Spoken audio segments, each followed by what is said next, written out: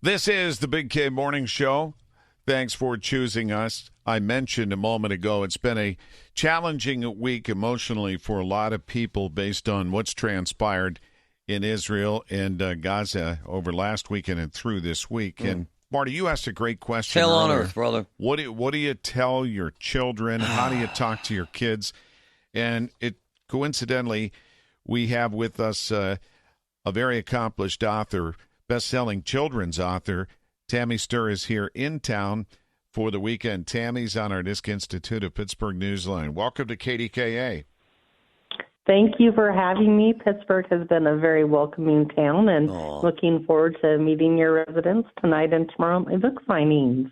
Yeah, there's always a connection. I know Fred Rogers was asked during 9/11, what do you tell the kids? And he said, look for the helpers. And I always thought that was simple but great, great advice. And I know you have a connection to Mr. Rogers, too.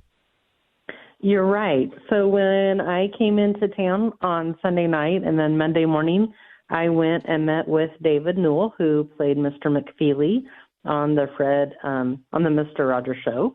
And it was a fantastic experience, bringing back all of those great lessons that I learned as a child watching the show, and now what I'm passing along through my children's book. So as you're talking about this kind of trying time that we're in, first off, most children probably really don't even know what's going on. What they're most concerned about, and like on 9/11, this was true too, is my mom or dad or the adult I'm living with is so sad, but what's for supper? And on 9/11, I was teaching a parent program that night, and we were trying to decide, do we continue on with the program or not? And my boss at the time had a fantastic outlook. She said, when we are going through grief, when we are going through sadness, that is when we need our community the most. We're bringing our community together tonight. And so I think that's what this is really about. And I talk about in the Jack's Dreams of Heaven book about hope. And our community coming together provides us hope. And that's what we can do as we're watching what's happening across the world. And what about when you have kids then? I understand what you're saying about younger kids, and that's definitely true for the most part, to kind of live in their own world, separate from the heavy gravity of the news. But then when they get to be teens, they kind of get bits and pieces. And what has the impact of social media been in your observation of kids? So I actually had a teen leadership program for the past 25 years and still work statewide in Nebraska, where I'm from, with teen leaders. And what they want are caring adults who will sit down and talk with them. So on social media, they're experiencing things without the filter of a parent or the filter of a trusted adult.